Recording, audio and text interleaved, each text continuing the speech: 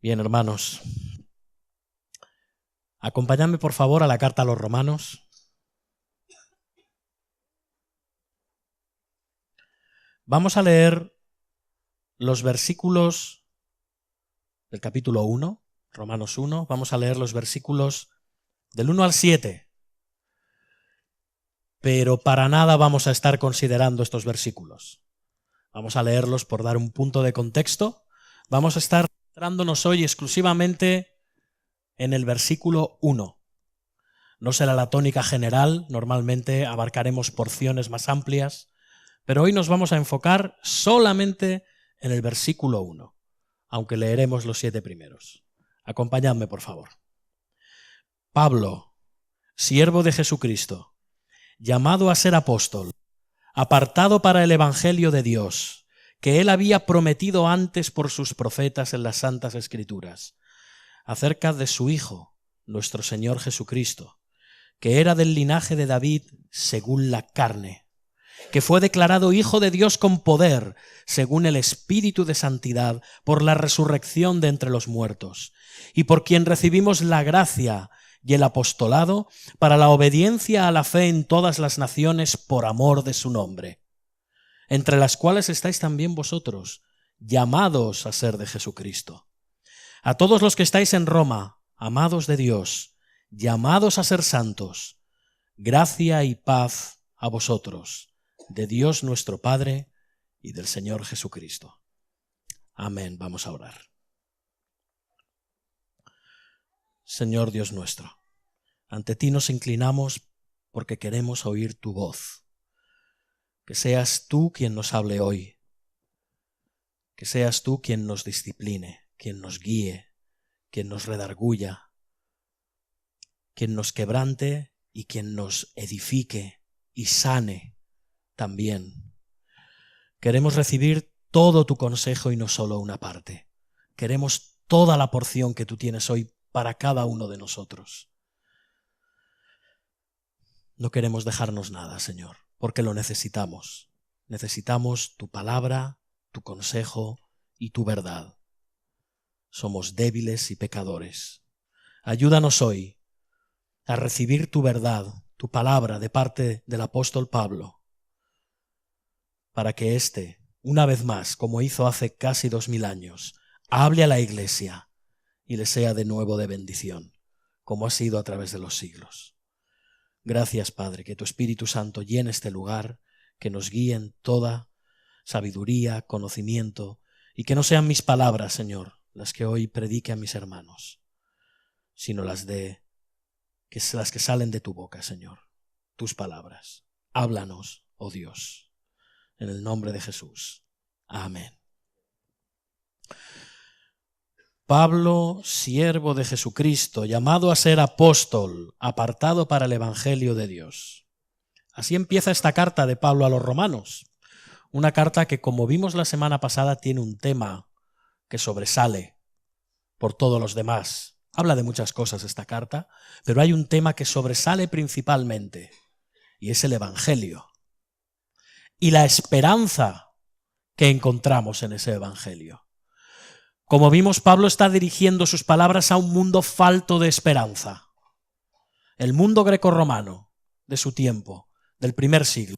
Un mundo en tinieblas. Un mundo envuelto y devorado por el pecado. Un mundo con un gran vacío espiritual. Un mundo en el cual la vida de un hombre no valía nada. Un mundo en el que no había ninguna esperanza en cuanto al futuro. Un mundo inmoral. Un mundo materialista. Un mundo lleno de confusión. Ese era el mundo del primer siglo. Ese era el mundo en el que los primeros cristianos empezaron su obra fiel, en el que empezaron las primeras iglesias. Y Pablo escribe a esta iglesia en Roma. Precisamente Roma es el epicentro de todo esto. Era la fuente y motivo de esta visión del mundo, de esta forma de entender la vida. Una forma de entender la vida desesperanzada, cruel, pesimista, inmoral y materialista.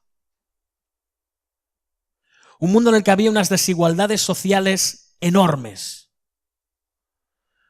Un mundo en el que los esclavos eran considerados cosas. Estaban al mismo nivel que las bestias. De hecho, eran res. ¿Sabes lo que es una res? Una vaca, una oveja, un cordero. Res en latín quiere decir cosa. Eso es lo que eran los esclavos. Cosas. Por otro lado, era una sociedad del tanto tienes, tanto vales. Lo que valía un hombre no era por su ética, por su moral, por sus valores, sino por su poder adquisitivo y su posición en el escalafón social. Si era un patricio, si era un caballero, si era un hombre rico y próspero. Este era el mundo en el que empezó a predicarse el Evangelio. Este era el mundo al que se dirigió la carta de Pablo a los romanos. Y toda esta cosmovisión, como hemos dicho, emanaba de Roma, de sus leyes, de su cultura, de su filosofía, de su religión, de su comercio, de su política.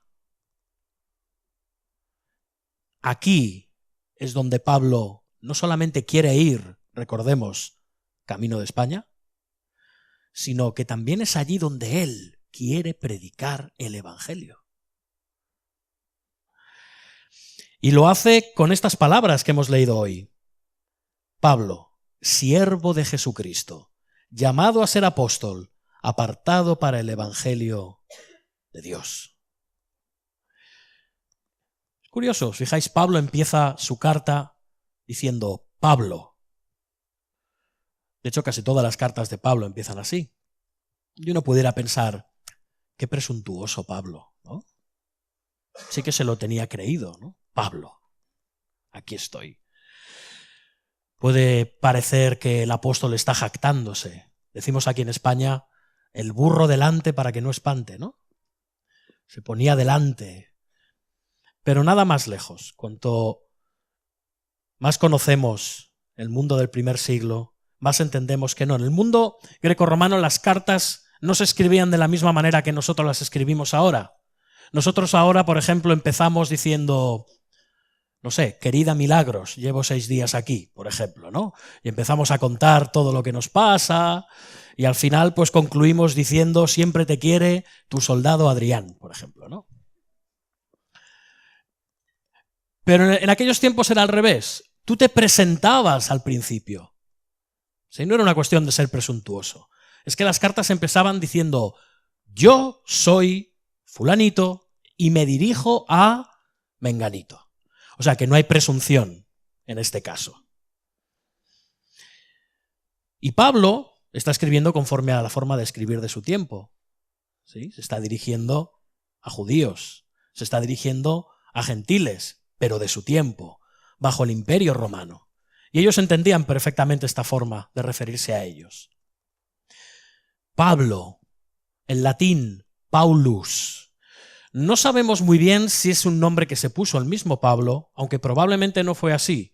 Todos los habitantes del Imperio Romano tenían lo que se llamaba un cognomen.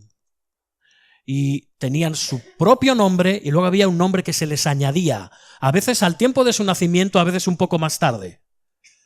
O sea que muy posiblemente Paulus era el cognomen o segundo nombre del nombre del apóstol que sabemos que antes era Saulo. Saúl en hebreo, de la ciudad de Tarso. Y es muy curioso porque uno podría decir, ¿por qué no se quedó con Saúl? Porque Saúl, recordamos, Saúl es el nombre del primer rey de Israel. Un nombre, a pesar de todas las rarezas de este hombre, insigne para los judíos. Saúl. Sin embargo, él escogió llamarse Paulus. Y es muy curioso porque Paulus quiere decir literalmente pequeño o hombre de humildad. Curioso. Pablo, el gran apóstol a las naciones, el heraldo de Cristo en todo el Mediterráneo, quien consiguió extender el Evangelio por todo el imperio en apenas 30 años, decidió llamarse a sí mismo pequeño. Interesante. Nos está diciendo muchísimo, muchísimo acerca de Pablo. Era fácil para él ponerse este nombre latino, porque eso le abría las puertas. En el mundo grecorromano era mucho más fácil presentarte con el nombre de Paulus que con el nombre de Shaul, que evidentemente denotaba su procedencia hebrea. Digamos que era un salvoconducto llamarte Paulus, Paulo, Pablo. Pero al mismo tiempo, lo que Pablo está haciendo es manifestar una profunda humildad. Una humildad que vemos en el libro de los Hechos y que vemos en todas las cartas. De hecho, el mismo apóstol en 1 Corintios 15:9 no nos dice aquello de yo soy el más pequeño de los apóstoles, que no soy digno de ser llamado apóstol, porque perseguí a la iglesia de Dios. Pablo era muy consciente de su indignidad, de su pequeñez. Sí, su ministerio pudo ser enorme, pero él sabía que era un hombre débil, pequeño, insignificante y pecaminoso en manos de un Dios grande, soberano y sublime. Realmente no hay grandes hombres de Dios. Hay hombres pequeños y miserables en manos de un gran Dios. Sin embargo, este Pablo era alguien a quien Dios había escogido y a quien había otorgado infinidad de dones naturales y espirituales. Pablo tenía una exquisita educación rabínica. Pablo tenía una excelente educación griega. Pablo tenía la ciudadanía romana por derecho de nacimiento. Le venía de familia, como era muy habitual, por cierto, con los habitantes de Tarso en aquel tiempo.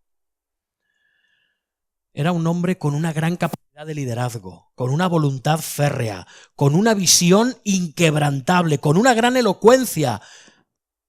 Era un hombre al que Cristo había dotado con el poder de levantar a los muertos, de sanar a los enfermos. Él mismo decía que tenía más dones que ninguno de los creyentes de aquel tiempo. Así se lo dice a los creyentes: yo tengo más dones que todos vosotros. Y no estaba vacilándoles. Él era un apóstol de Cristo. Un hombre que Cristo había comisionado como embajador de las buenas nuevas al mundo. Pero sin embargo le escogía llamarse pequeño.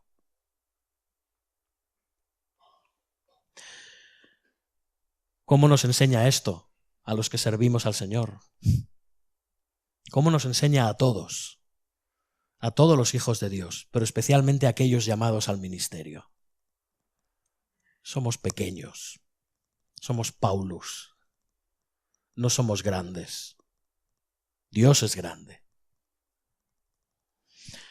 Sin embargo, a pesar de su humildad, Pablo desea que los cristianos de Roma, como dijimos, conozcan el Evangelio, conozcan su autoridad apostólica. Esta iglesia, una iglesia mixta de gentiles y judíos, nunca había recibido la visita de un apóstol.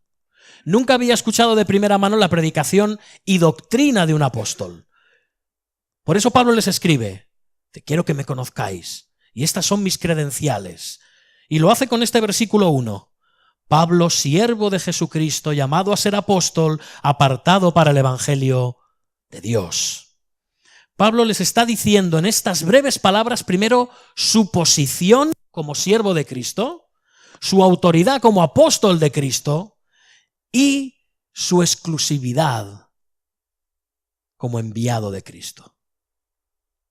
Su trabajo específico como enviado de Cristo. Pero estas palabras, hermanos, nos sirven a todos, pero muy especialmente a aquellos que estamos en el ministerio. Aquellos que somos pastores en las iglesias. El ejemplo de Pablo es una gran enseñanza de humildad, es un ejemplo, es una amonestación para todos los que hemos sido llamados también al ministerio. Así que me vais a permitir que esta mañana, a la vez que os predique a vosotros, me predique a mí mismo. Pablo, primeramente quiere dejar clara su posición. Es lo que quiere hacer. Y lo primero que dice después de dar su nombre, pequeño, es que es siervo de Jesucristo. Podríamos pensar que Pablo está usando la palabra siervo como se utiliza en el Antiguo Testamento. Recordemos, a Abraham se le llama siervo. A Josué se le llama siervo. A David se le llama siervo. A uno de los más grandes profetas de Israel se le llama siervo de Jehová. Al Señor Jesucristo se le llama siervo. Entonces podríamos pensar que Pablo se está poniendo al lado de estos hombres y mujeres, que también la subieron, ¿sí? Como Esther, como Ruth, como Débora, un siervo de Dios. Pero no, Pablo no está haciendo esto. Pablo está utilizando una expresión en griego que es doulos. Y doulos literalmente quiere decir esclavo. Si quisiéramos ser más precisos, Pablo está diciendo, Pablo, pequeño, esclavo de Jesucristo. Él se está llamando a sí mismo un esclavo. Es decir, para la mentalidad romana de aquel tiempo, alguien que se halla bajo un yugo de dominio y de autoridad a la fuerza, no por su propia voluntad, y además de forma indefinida. Un esclavo. Su equivalente en hebreo es Eved. Recordemos que la iglesia de Roma está compuesta de judíos y de gentiles. Así que esta palabra, doulos, esclavo, habría evocado posiblemente diferentes cosas a cada uno de los miembros de la iglesia. Pero eso es lo bueno. No debemos de quedarnos con una o con la otra. Hay comentaristas que piensan, está queriendo decir una cosa. Está hablando para los judíos. No, está hablando para los griegos. No, está hablando para todos. Está hablando a la iglesia de Cristo. Y les está diciendo tanto a unos como a otros que es esclavo. Ahora bien, para los romanos, para los latinos, para los de cultura grecorromana, ser esclavo era una cosa. Es lo que hemos dicho, una cosa. Una res. Alguien sin voluntad ni control sobre su vida. Un siervo permanentemente sometido a un amo. Y sí, desde luego, había siervos que ocupaban una alta consideración dentro de la economía familiar. Algunos llegaban a ser los propios administradores del hogar, incluso de los negocios, y eran muy bien tratados. Incluso a muchos de estos esclavos se les acababa dando la emancipación y llegaban a ser libertos. Pero normalmente esta no era la idea que se tenía de un esclavo en Roma. Era una posición humillante, una posición de sometimiento involuntario. Para los judíos significaba algo distinto. Digamos que tenía una connotación muchísimo más noble la palabra esclavo para los judíos, Eved. Algo muy distinto. Para los judíos les evocaba la esclavitud bajo el pacto de la ley. En Israel no se hacían esclavos a la fuerza.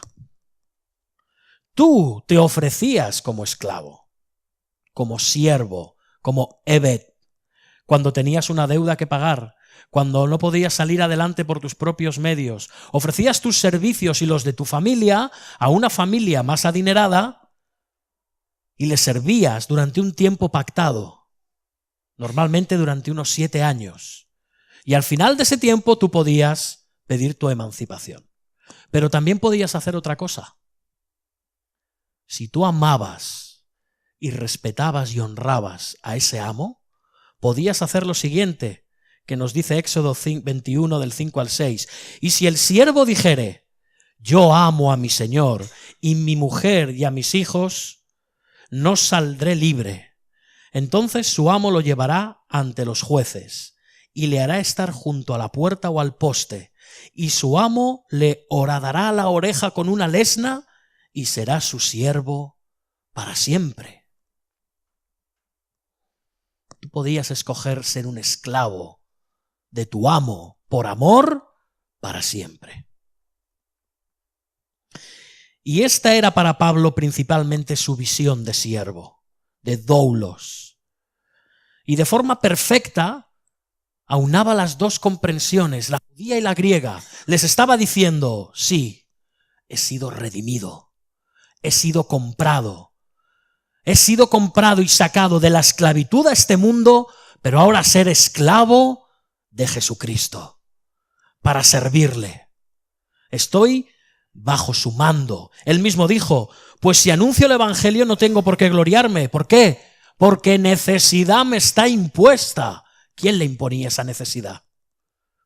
Cristo. Ay de mí si no anunciara el evangelio. Él sabía que tenía un compromiso con su amo, con quien le había redimido, con quien le había comprado, a quien tenía que servir. Pero no solo eso. Al mismo tiempo, Pablo, hermanos, se había entregado de todo corazón y sin reservas a este Señor, al amo que le había librado del pecado, al amo que le había librado de la muerte, al amo que le había librado de la condenación. Pablo estaba descartando toda exaltación en su presentación a los cristianos de Roma. Primero se hace llamar pequeño y luego les dice, yo soy un esclavo de mi amo Jesucristo. Por supuesto, Pablo sabía que ser un siervo de Dios tiene cierta dignidad. Pablo no estaba vejándose y denigrándose a sí mismo de forma innecesaria. No. Pero recordemos, todo el que se humilla será enaltecido. Dios otorga esa dignidad a todos sus hijos, porque todos somos esclavos de Cristo. Él nos ha comprado a todos y ahora Él es nuestro Señor, nuestro amo. Todos nosotros somos sus esclavos. Y Él nos da esta dignidad a todos. Pablo no desea deslucir esta posición que él tiene como siervo de Dios. Jamás. Y ninguno de los que somos llamados al ministerio debemos hacerlo tampoco. Muchos dicen hoy en día, bueno, el pastor es uno más. No, el pastor no es uno más, pero sí es uno más. El pastor es uno más si te refieres a su necesidad de salvación. El pastor es uno más. A su necesidad de perdón de sus pecados y de gracia de parte de Dios, por supuesto, es uno más. ¿Es uno más en su requerida obediencia a los mandamientos de Cristo? Desde luego, es uno más. ¿Es uno más al ser culpable de los mismos pecados que todos los hombres? ¿Igual de necesitado de la gracia y la misericordia de Dios? El pastor es uno más. El siervo de Dios es uno más. Como pecador culpable de los mismos pecados que tú, el pastor es uno más. Pero al mismo tiempo, como Pablo, aunque en distinto orden, él como apóstol y los pastores, de otra manera, son siervos de Jesucristo. Pablo enseñó sin rodeos que los pastores en las iglesias deben ser tenidos por dignos de doble honor, mayormente los que trabajan en predicar y enseñar. Pero en última instancia, como hace Pablo también, y lo deja muy claro, y eso vale para todos los líderes en todas las iglesias del Señor Jesucristo, somos siervos indignos. No merecemos el lugar que ocupamos. Lo hemos recibido por gracia y nada más que por gracia.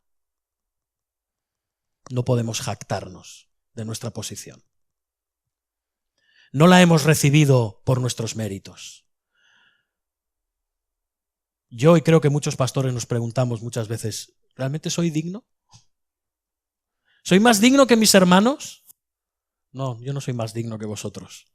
Ningún pastor en ninguna iglesia es más digno que el resto de los hombres de servir a Dios.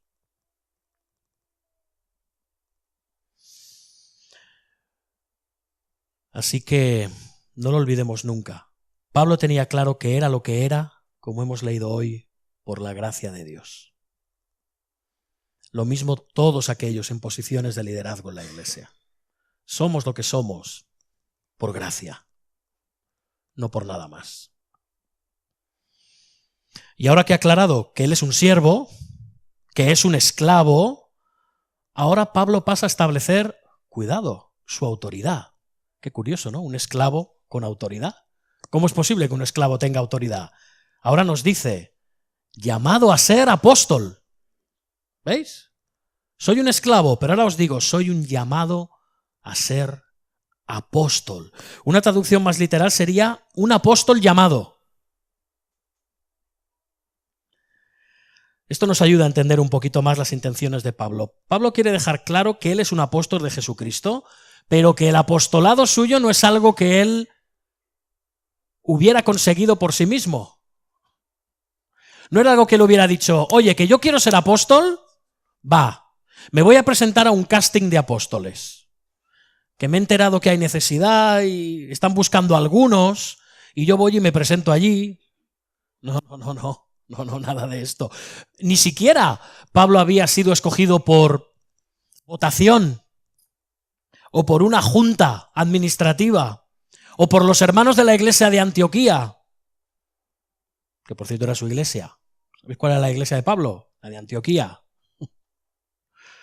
De allí iba y venía. Claro que cuando se iba tardaba un rato, pero esa era su iglesia. Ni siquiera había sido designado apóstol por esa iglesia, ni a hablar. Pablo quiere dejar claro que es un apóstol de Jesucristo. Él mismo, tras ser cegado y humillado y postrado en el camino de Damasco, tras quedar completamente ciego en casa de Ananías, en la calle recta, cuando finalmente se arrepiente, cree y se convierte al Señor Jesucristo, poco después el Señor le dice lo siguiente: levántate y ponte sobre tus pies, porque para esto he aparecido a ti, para ponerte por ministro y testigo de las cosas que has visto y de aquellas en las que me apareceré a ti, librándote de tu pueblo y de los gentiles, a quienes ahora te envío, para que abras sus ojos, para que se conviertan de las tinieblas a la luz y de la potestad de Satanás a Dios, para que reciban por fe, que es en mí, perdón de pecados y herencia entre los santificados. Cristo le asignó esa tarea. Él no la tomó para sí. Le fue entregada. El mismo Pablo pudo decir más tarde a los Gálatas que él era apóstol no de hombres ni por hombre, sino por Jesucristo y por Dios el Padre que lo resucitó de los muertos. Ni más ni menos. Pablo era apóstol. Tenía autoridad de apóstol, pero esa no era una autoridad propia, era una autoridad delegada y concedida por el mismísimo Jesucristo. Ahora bien, ¿qué era un apóstol? Buena pregunta, ¿no? ¿Qué era un apóstol? ¿Qué era un apóstol? Bueno, apóstol es la traducción de la palabra apóstolos. Básicamente era una persona que había sido comisionada por algún alto cargo para un trabajo específico o para un cargo específico. Normalmente un apóstol era un emisario o un embajador. De hecho, a los grandes barcos mercantes que enviaban mercancías por todo el Mediterráneo se les llamaba barcos apostólicos, porque enviaban mercancías de un lugar al otro del imperio a través del océano, a través del mar Mediterráneo. Así que esto eran los apóstoles en aquel momento, en el mundo grecorromano. Ahora bien, en el sentido más específico, en el Nuevo Testamento sabemos para qué se utiliza, ¿no? Para designar exclusivamente a 13 hombres. ¿Sí? Podemos decir los 12 primeros apóstoles menos uno, Judas, que cayó, luego Tomás, que le sustituyó, y más tarde Pablo. O sea, 13 hombres. 13 hombres en aquel tiempo ostentaban el nombre o título de apóstol. Hombres a los cuales el Señor escogió y comisionó personalmente para ser heraldos de su evangelio. para enseñar, guiar y pastorear a toda la iglesia y no solo a su iglesia local. Ahora bien, ¿cuáles eran los rasgos distintivos de un apóstol? ¿Qué hacía falta para ser apóstol? A ver, ¿qué hacía falta? Primero, estos hombres tenían que haber sido testigos de la resurrección y muerte, resurrección y posterior ascensión del Señor Jesucristo. El mismo Pablo, aunque no vio esto, sí que vio al Señor glorificado, de forma personal. Segundo, estos 13 hombres tenían que haber recibido enseñanza y revelación directa de Cristo. En el caso de los 12 apóstoles así fue. En el caso de Pablo, él mismo recibió enseñanza e instrucción directa del Señor Jesucristo. El Señor Jesucristo, no sabemos de qué manera, incluso le llevó al tercer cielo para ver cosas que ni el mismo Pablo podía revelar a la iglesia. ¡Qué gran privilegio! Tercero, estos hombres recibieron el Espíritu Santo con el don de sanidad, con el don de expulsar demonios, con el poder de resucitar a los muertos. Y estos milagros, estos poderes, no eran artificios para impresionar a las personas. Al igual que los profetas de Israel y todos los siervos de Dios fueron dotados de poder para revestirles de autoridad, igual que el Señor Jesucristo hizo milagros que demostraron que Él era realmente quien decía ser, el Mesías, el Hijo de Dios, estos hombres también estaban dotados por el Espíritu Santo de poder, como sello de su autoridad, como sello de que eran hombres enviados por Dios y que tenían autoridad delegada por Cristo. Y ahora estos hombres podían enseñar, podían ordenar, podían exhortar a la iglesia, podían impactar sobre ella. Estos eran los apóstoles. Ahora, pregunta, ¿hay apóstoles hoy en día? Bueno, pues no y sí. Ya diréis, vaya hombre, lo que nos faltaba. Nuestro pastor se ha dado un golpe en la cabeza.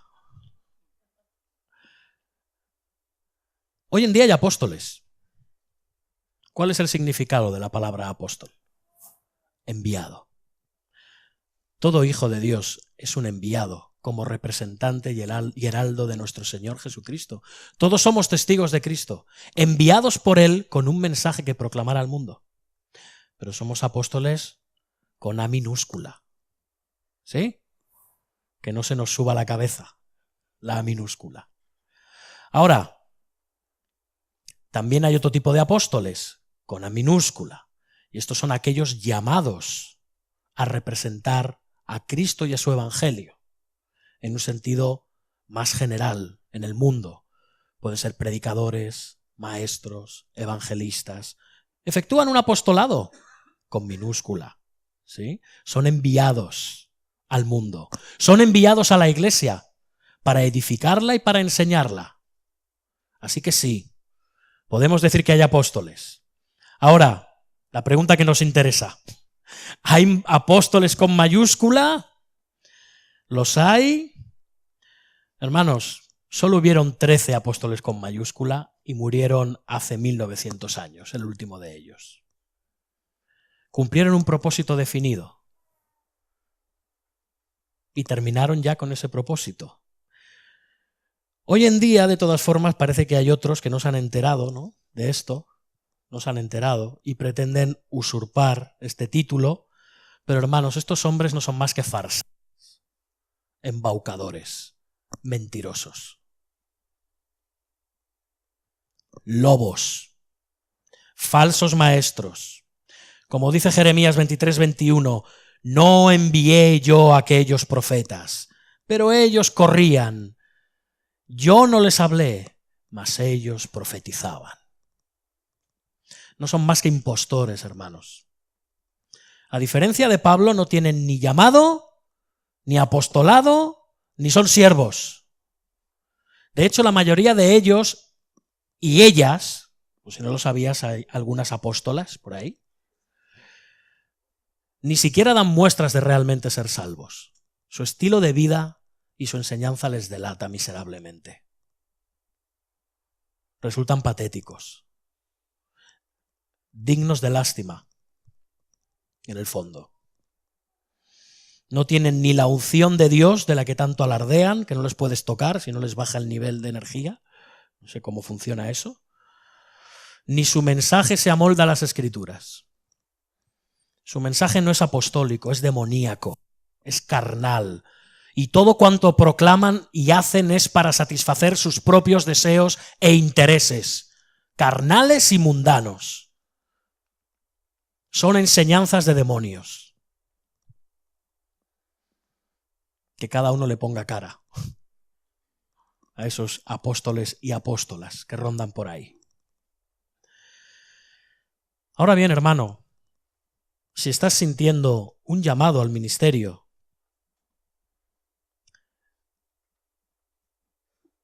si puedes, intenta hacer otra cosa.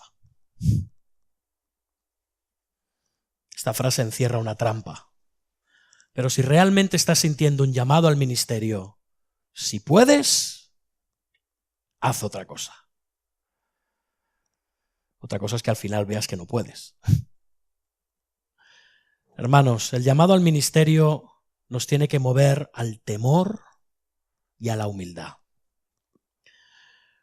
Asegúrate primero de que realmente eres un hijo de Dios, de que realmente eres salvo. Y después, asegúrate de que has sido llamado. Es triste que alguien no llamado esté en el ministerio, pero peor aún es que alguien no convertido esté en el ministerio. El juicio sobre este hombre es terrible y viene pronto. Deben de arrepentirse. Pero cualquiera que siente un llamado al evangelio, al ministerio del evangelio, al ministerio de la palabra, que no se apresure. Que no se apresure, que no corra. No sea que, como Jeremías dice, nos encontremos con que Dios no nos había enviado como profetas, pero nosotros corríamos de las ganas que teníamos. Aprendamos del ejemplo de Pablo. Pablo sabía primero que era un siervo, un esclavo. Pablo sabía que había sido llamado para ser apóstol. Así que Pablo nos ha mostrado, fijaos la de cosas que estamos viendo en un versículo. Pablo, siervo de Jesucristo, llamado a ser apóstol. ¿Y ahora qué nos dice? Apartado para el evangelio de Dios. Apartado para el evangelio de Dios. Fijaos, en la versión griega del Antiguo Testamento, conocida como la versión de los 70, la Septuaginta, que es el Antiguo Testamento, en vez de estar escrito en hebreo, estaba escrito en griego, ¿sí? Para todos los pueblos del Mediterráneo, para las comunidades judías del Mediterráneo, del tiempo de Jesús. La palabra que se usa para apartar en el Antiguo Testamento es aforizo, que es precisamente la palabra que Pablo está utilizando aquí, cuando dice que él ha sido apartado. Y esta es la expresión que en el Antiguo Testamento en griego se utiliza para referirse a los primogénitos que debían de ser apartados para Dios, o los primeros frutos de la cosecha que tenían que ser apartados para Dios, ¿sí? O los levitas que tenían que ser apartados para el servicio sacerdotal, o Israel que tenía que ser apartado de las demás naciones y no mezclarse con ellas. Es la misma palabra, la misma. Así que Pablo está diciendo que Dios le había apartado, le había separado, le había consagrado, le había dedicado especialmente para esa tarea, para la proclamación del Evangelio. Él mismo dice en Gálatas 1:15 que él sabía que Dios era quien le apartó desde el vientre de mi madre y me llamó por su gracia. Esto lo tenía muy claro Pablo, que no era algo que procediera de él. Y es interesante porque la palabra aramea farsí tiene la misma raíz que la palabra griega aforizo. Tú dirás, y a mí todo esto que me están mareando con tanto griego y tanto arameo.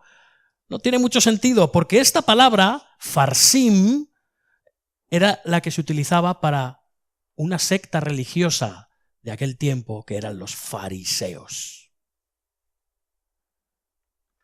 Los fariseos quería decir los separados, los apartados. Pablo habría sido fariseo,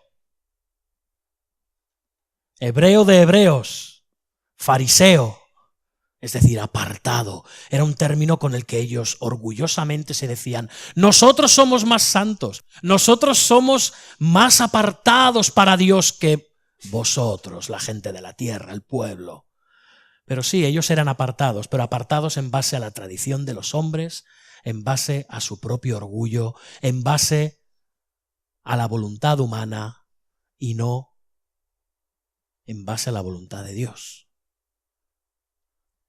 Pero ahora Pablo está utilizando esta palabra, y cualquiera que sepa de su biografía y de su vida y de su experiencia sabe lo que podría estar bullendo en la cabeza de Pablo. Sí, yo fui un fariseo, un apartado conforme a mi propia voluntad, conforme a mi carne, conforme a mis propios propósitos. Yo fui un religioso, pero ahora soy verdaderamente fariseo, ahora soy verdaderamente apartado, dedicado enteramente para Dios, conforme a la voluntad, al propósito de Dios, según la obra del Espíritu Santo en mí. Un fariseo apartado. Y es importante, hermanos, que todos aquellos que estamos en el ministerio estemos apartados. Apartados para la comisión que se nos ha encomendado. Hay un libro de Paul David Tripp que habla del ministerio pastoral y lo llama el llamamiento peligroso. Porque realmente es peligroso. El pastor, el siervo de Dios, el ministro en la iglesia, está permanentemente en la cuerda floja. Debemos de preguntarnos todos los pastores cuán apartados y consagrados y dedicados estamos a nuestro llamado y a nuestro ministerio. Podemos, sin darnos cuenta, muy fácilmente dejarnos enredar por los métodos de este mundo, por sus filosofías, por sus modas.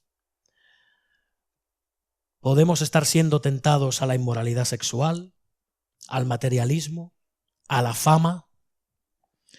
Quizá nos sintamos tentados a avergonzarnos del Evangelio, como parecía que Timoteo estaba avergonzándose, y por eso Pablo le tiene que exhortar. Quizás temamos la oposición de parte del mundo. Quizá no prediquemos con valor todo el consejo de Dios, no sea que se diga que decimos cosas políticamente incorrectas que incomodan. Quizá temamos exponer los principios y mandamientos bíblicos en nuestra iglesia por miedo a que nuestra iglesia, la membresía de la iglesia, se vuelva en contra nuestra o nos rechace. O rebajar nuestras convicciones como cristianos para pasar inadvertidos entre el mundo y caer muy bien a todos. Ser populares, ser relevantes, estar en la ola. Haríamos bien en recordar las palabras de Pablo, todos los llamados al ministerio, esas palabras de Pablo a Timoteo, quien parece que estaba en la cuerda floja, bajo ese llamamiento peligroso. Pablo le dijo: por lo cual te aconsejo que avives el fuego del don de Dios que está en ti por la imposición de mis manos. Porque no nos ha dado Dios espíritu de cobardía, sino de poder, de amor y de dominio propio. Por tanto, no te avergüences de dar testimonio de nuestro Señor. Apartémonos para Dios, para su servicio, para el que fuimos llamados, ni más ni menos. Como Pablo fue llamado a su apostolado en otro orden. No hemos sido llamados a nuestra causa, ni a la causa de ningún otro hombre, sino a la causa del Evangelio, atención, del Evangelio de Dios. Porque esta es la clave al final, hermanos. El Evangelio no es un invento de hombres. El Evangelio no es como muchos críticos dicen, un invento del apóstol Pablo. El Evangelio es de Dios. Proviene de Dios. Y eso es lo más importante de todo. Esto es lo más glorioso, lo más importante, que el Evangelio no es nuestro, es de Dios. Y este era el mensaje que Pablo sabía que tenía que predicar. Los romanos conocían muy bien la palabra evangelio, evangelion en griego. ¿Qué era? Bueno, los césares sabéis que eran hombres, como tú y como yo, posiblemente también iban al baño de vez en cuando, pero ellos se creían que eran dioses, o pretendían ser dioses. Entonces, cuando algún acontecimiento importante para ellos, ocurría en su familia, o nacía un niño, o se casaba, o era coronado emperador, se enviaban emisarios a proclamar algo conocido como evangelion. Eran noticias de parte del César, del Dios encarnado, de parte del emperador, de parte del rey, noticias gozosas de parte de él. Esta era la idea que tenían en aquel mundo de la palabra evangelion. Y Pablo, ¿sabéis lo que hace? Se la apropia. Dice, mira, me gusta, me la quedo. El evangelio, la buena noticia. Pablo les está diciendo, hermanos, una cosa a los romanos. Les está diciendo, vosotros conocéis ese evangelio de parte de los césares, de parte de simples hombres en realidad, con sus vanidades, con sus superficialidades. Lo que yo os traigo es el evangelio de Dios y no de los hombres. El evangelio que proviene de Dios. No eran las buenas nuevas de un hombre mortal y miserable. Eran las buenas nuevas de Dios para el hombre mortal y miserable. El evangelio proviene de Dios. No es palabra de hombre, es palabra de Dios para el hombre. El evangelio que la mayoría del imperio romano conocía eran las falsas buenas noticias de un hombre que se creía que era Dios. Unas falsas buenas noticias que al final provenían de un hombre que esclavizaba a todo un imperio y lo conducía a la muerte. El evangelio de Pablo eran las noticias de un Dios que se había hecho hombre para, por medio de ese mensaje, liberar y salvar y dar vida eterna a su pueblo. El mensaje de Dios, no el mensaje del hombre. Y el evangelio es este, que Dios está dispuesto a librarnos de nuestro pecado, de nuestro egoísmo, de nuestra maldad, de nuestra rebelión contra Él, poner en las espaldas de Cristo, mediante clavarle en la cruz del Calvario, toda nuestra culpabilidad, todo nuestro pecado, y por medio de creer en esta muerte sustitutoria, tener vida eterna. Y quizá es lo contrario de lo que tú esta mañana deseas oír, si no estás en Cristo. Quizá es lo contrario de lo que deseas oír. Estás aquí en tu rebeldía hacia Dios, en tu egoísmo, en tu ansiedad, en tu culpa, en tu condenación. Y rechazas y te burlas del evangelio. Quizás uno de vosotros esté en esa posición. Pero aunque hagas eso, aunque te burles y lo rechaces, Dios te trae, por medio de Pablo, este evangelio. Arrepiéntete de tus pecados y cree que Cristo pagó por ellos en la cruz del Calvario. Pagó por ellos para siempre. Este es el evangelio de Dios. Y no merecemos escucharlo. Ninguno de nosotros merece escuchar el evangelio de Dios. Yo a veces pienso, ¿cómo es posible que como somos, Dios se haya dignado a traernos su evangelio? ¿Cómo es posible? Nadie merece escucharlo, y mucho menos merece ser salvo. ¿Quién merece ser salvo de nosotros? Y sin embargo, de una forma misteriosa, el evangelio viene a nosotros. Yo no lo merecía. Tú no lo merecías. Pablo no lo merecía. Los cristianos de Roma no lo merecían. Pero como Pablo escribió, en su misma carta a los romanos más adelante: mas Dios muestra su amor para con nosotros en que, siendo aún pecadores, Cristo murió por nosotros. Hermanos, el Evangelio empieza con el amor de Dios y acaba con el amor de Dios. Su amor y su gracia hacia el hombre pecador. Hermanos, hemos visto en un versículo las credenciales del apóstol Pablo a la iglesia de Roma. Él habla de su posición, de su llamado y de su comisión, y dice que todo esto le proviene de Dios y no de él mismo. Y esto era lo que Pablo quería que los cristianos de Roma conocieran. En Roma, en España, quizá llegó hasta aquí y hasta lo más distante de la tierra. Él llevaba el Evangelio de Dios. Como dice John MacArthur en su comentario sobre Romanos, para concluir, dice así el hermano: Pablo mismo era una prueba viviente del gran amor y la misericordia de Dios. Aunque había combatido contra Cristo y perseguido a la iglesia, Dios le convirtió en el vocero principal de esa iglesia.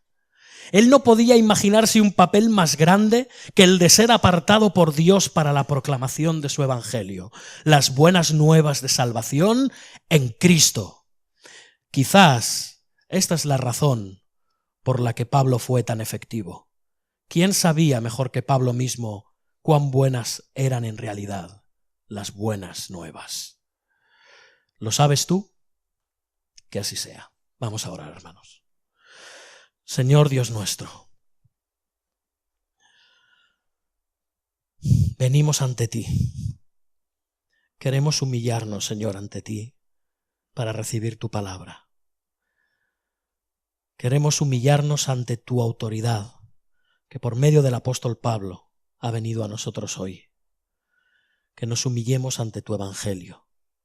Haznos conscientes de nuestro llamado, haznos conscientes de nuestro servicio, de nuestro ministerio. Haznos conscientes de que somos siervos y esclavos tuyos, Señor. Que te sirvamos con amor, con fidelidad y con alegría, sabiendo que tu yugo es suave y tu carga es ligera.